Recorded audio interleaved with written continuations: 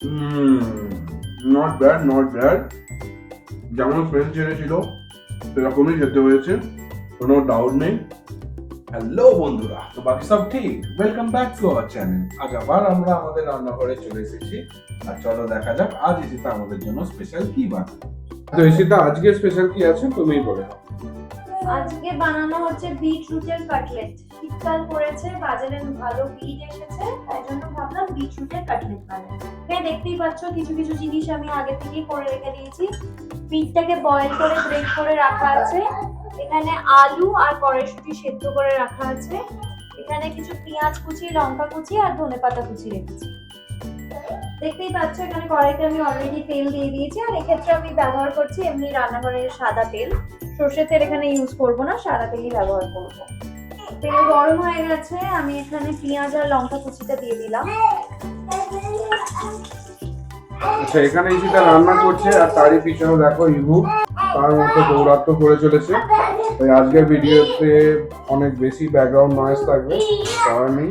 পেঁয়াজ আর লঙ্কাটা তেলের মধ্যে ভাজা হচ্ছে, ততক্ষণ আমি একটু পেস্ট করে নিলাম। এমনি হামালদিস্তাতেই দিয়ে অল্প একটু আদা দিয়ে দিলাম। এবার আমি এর মধ্যে বয়েল করা বিটটা দিয়ে দিলাম।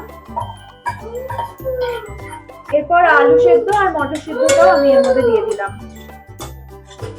আচ্ছা, এখানে আমি ঈশিতাকে একটু হেল্প করার জন্য আর ওর রান্নাতে আমারও কন্ট্রিবিউশন দেওয়ার জন্য আমি একটু কপিটা নেড়ে নিচ্ছি।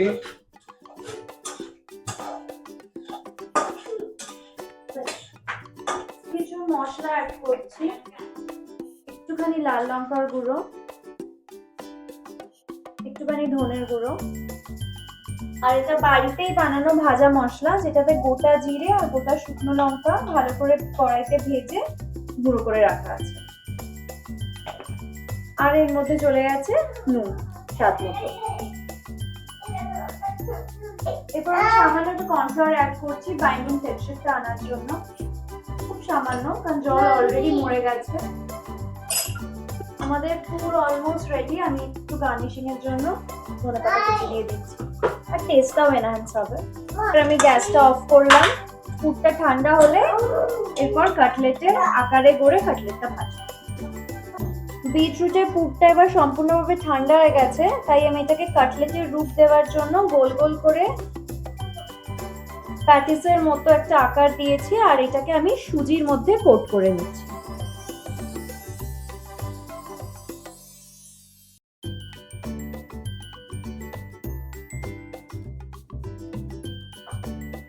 এই কাটলেটগুলোকে ডিপ ফ্রাইও করা যেতে পারে, কিন্তু আমি সবসময় প্রেফার করি একটু হেলদি রাখার যে কোনো জিনিস বানাই না কেন, সেই জন্য আমি এটাকে ঘিতে শ্যালো ফ্রাই করছি। ঘিয়ের একটা ভালো ফ্লেভারও আসবে আর হেলদিও হবে। এবার আমি কাটলেটগুলোকে আস্তে আস্তে শ্যালো ফ্রাই করে নেব।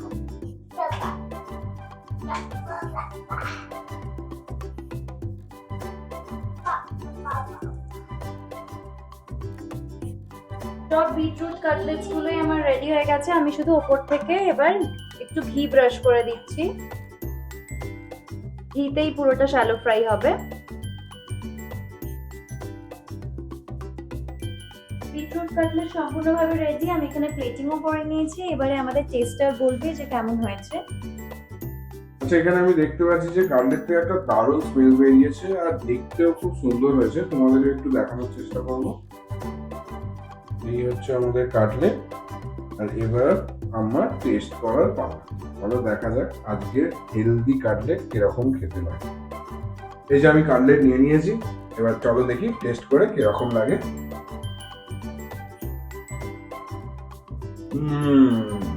Not bad, not bad.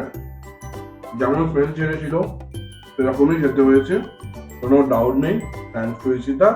আর তোমরাও যদি এরকমই হেলদি কাটলেট বানাতে চাও তবে আমাদের এই ভিডিওটাকে ফলো করতে পারো। আর যদি এরকমই আরো ব্লগ দেখতে চাও তো চ্যানেলটাকে লাইক ও সাবস্ক্রাইব করে নিও। দেখা হবে নেক্সট ভিডিওতে। Bye bye.